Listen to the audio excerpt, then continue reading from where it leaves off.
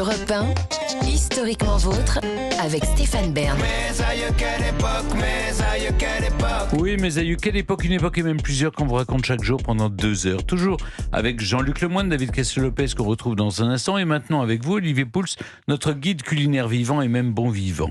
Alors ça s'est passé dans le passé, on remonte au XVIe siècle pour découvrir, Olivier, la naissance du plus mythique et du plus cher des vins, la Romanée Conti. Le 14 octobre 2018, le record du prix de vente aux enchères d'une bouteille de vin est pulvérisé. Après une effarante lutte entre plusieurs collectionneurs milliardaires chez Sotheby's, le marteau tombe. Une bouteille de Romanée Conti 1945 adjugée 558 000 $. Ah oui, et elle était bouchonnée en plus. Je reviendrai dans un instant, on ne sait pas parce que je ne l'ai pas goûté, sur les éléments qui peuvent expliquer ce prix incroyable. La Romanée Conti, voilà un nom qui fait rêver tous les amateurs de vin. Ce grand cru du village de Vosne-Romanée est l'un des plus petits de Bourgogne, 1,81 hectares planté de pinot noir, le fameux cépage qui donne les vins rouges en Bourgogne, et c'est aussi le plus réputé. Je vous ai raconté l'histoire du vignoble bourguignon qui doit son développement et sa réputation aux moines bénédictins d'abord et cisterciens ensuite.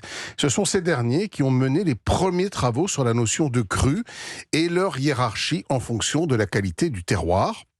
Au fil des siècles, l'Église a fini par céder de nombreuses parcelles aux nobles de la région qui ont voulu apporter un prestige supplémentaire à ces vins, mais surtout aussi flatter leur ego. Et c'est le cas de la Romanée Conti. Et oui, d'abord connue au XVIe siècle sous le nom de Cros des Clous, puis de la Romanée en 1651, le vignoble passe entre différentes mains avant d'arriver en 1760 dans l'escarcelle d'un certain Louis-François de Bourbon, prince de Conti, qui lui donna son nom.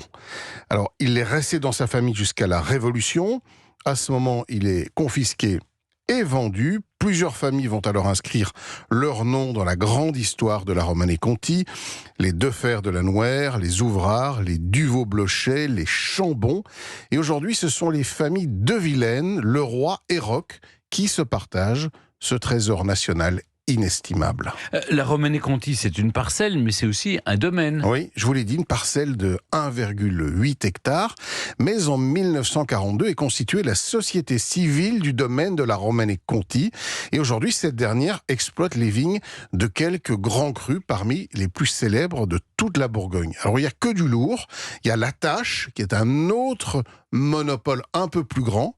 Il y a des vignes sur la Romanée Saint-Vivant, sur les Échezeaux, les grands Échezeaux, le Richebourg, le Montrachet, et plus récemment sur Corton et Corton-Charlemagne. Je vous l'ai dit, uniquement des grands crus, le sommet de la hiérarchie bourguignonne, des vins qui valent tous à la revente au minimum 1 000 € la bouteille, et plus de 20 000 pour une Romanée Conti dans un millésime récent. Et évidemment, c'est un terroir absolument exceptionnel qui est reconnu comme l'un des tout meilleurs du monde. Oui, mais alors pourquoi le 1945 de la Romanée Conti vaut-il plus de 500 000 €? Alors, 3 raisons. D'abord, la production de la Romanée Conti est très faible. Entre 3 et 6 000 bouteilles maximum par an quand tout va bien. Mais en 1945, la vigne n'a offert qu'une production de 600 bouteilles à peine, et il n'y en a donc pratiquement plus aucune en circulation aujourd'hui. Deuxièmement, 1945 est jugé comme un millésime exceptionnel, une année de très grande qualité. Et enfin, 1945 est le dernier millésime produit avec la vigne pré-phylloxérique, c'est-à-dire une vigne franche de pied, sans le porte-greffe américain. Je vous ai aussi raconté cette histoire-là. Elle avait résisté jusque-là, mais face à la baisse de rendement, elle a été arrachée après la vendange 1945. Il a donc fallu la replanter, et il n'y a pas eu de production de Romanée Conti jusqu'en 1952. Et donc vous avez goûté? Oui, alors j'ai eu le privilège d'en goûter quelques-unes, pas très souvent, et c'est vrai que c'est un vin qui est absolument envoûtant. Alors évidemment, ça ne peut jamais valoir des sommes. Ça reste du vin, mine de rien. C'est du très très très bon vin, mais ça reste du vin, oui, avec une note très particulière. Il faut les boire assez vieilles aussi, parce que c'est après quelques années. Salée. Une note salée, mais des notes très florales, de pot pourri, de bois de rose, d'épices. C'est extrêmement élégant, c'est très long en bouche, c'est envoûtant, c'est caressant, c'est merveilleux, mais c'est hors de prix. Oui. C'est trop cher pour ce que c'est quand Mais même. c'est-à-dire qu'il y a un moment où on rentre uniquement. Enfin, il n'y a plus de logique. C'est comme des Oui, voitures, c'est du snobisme. voilà, Ouais, ouais. ou des montres. Une Ouais. montre à 3 millions d'euros, elle donne l'heure. Oui, oui, voilà. oui, Bon. Bien sûr, alors que celle de Louis Pion aussi. Oui, exactement. Mais bon, la Romanée Conti, il y en a. Si vous en avez une, il y a que 5000 personnes par an qui en ont une. Ah oui. Pas beaucoup.